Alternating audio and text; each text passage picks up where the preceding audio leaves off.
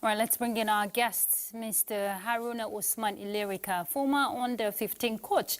Thank you very much for joining us, Mr. Ilerika. Thank you for having me. I'm sure you're among those who are excited about this news or decision by CAF. 3 points, 3 goals, and you were part of the team, that was in Libya. So tell us, how does this feel? Well, I think we have to, first of all, thank the government of Nigeria and the Football Federation for putting everything in proper order. Sometimes you might have a very good case, but your presentation might make you lose the case. I think the Federation has been able to present their case with a very good prayer, and it was properly accepted by CAF.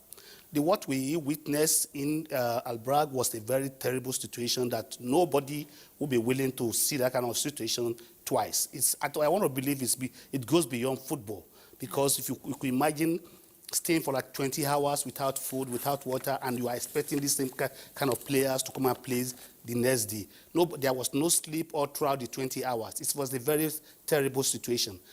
I don't even think if the players were quite aware of where we were, as at the time all of us were inside the lobby for the whole 20 hours. If they were quite aware of the kind of situation where we were, it would have been a terrible situation more than we were thinking. It was when the flight took off and we were a bit halfway up that we saw that we were in the desert, only one building inside that desert. That I cannot even classify that as an airport.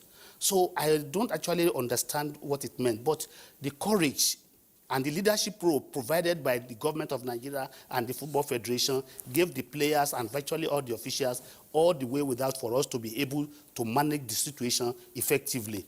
Now that we were lucky to have gotten the 3.3 goals, we wouldn't have asked for more. Okay. And So going forward, what does this portend for the Super Eagles? Yes, it's a very good omen, because now we are 10 points and we almost qualify for the Nations Cup. I think everybody will be happy at this point. 3.3 goals, and others should be biting their tongues for us just to wrap it up with the remaining matches, play with enough confidence, and be at the highest point that we want to be. We are good to go now, and to me, it's a test case for CAF, and CAF has been able to stand up to their responsibility on this. If this case had been washed aside, it would have been a very terrible situation, because the issue of people treating a visiting team terribly in this manner is condemnable. And talking about that, actually, what lesson should other nations learn from this incident? I think most especially the North Africans, they need to learn a lesson from this. You see, football, like if you want to look at what the motto we always put behind the game itself, we say friendship. We should exhibit more friendship from this game. Yeah. Now that this has 3.3 goals and with a fine of $50,000 on the Libyan Football Federation, now other people will learn from this. You will know that even today, it's not the only. Even one of the clubs in Libya too was fined another $20,000 and with playing 2 matches indoor for a similar thing that was done to another club side in Africa. You see, this is things that we should not be talking like this.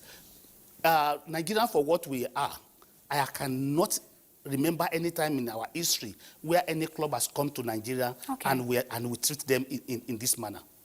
Thank you so much, Mr. Haruna Ilerika, for your insight on the news. Thank you. Wish the Super Eagles all the best. Thank you very much. All right. He is former under-15 coach.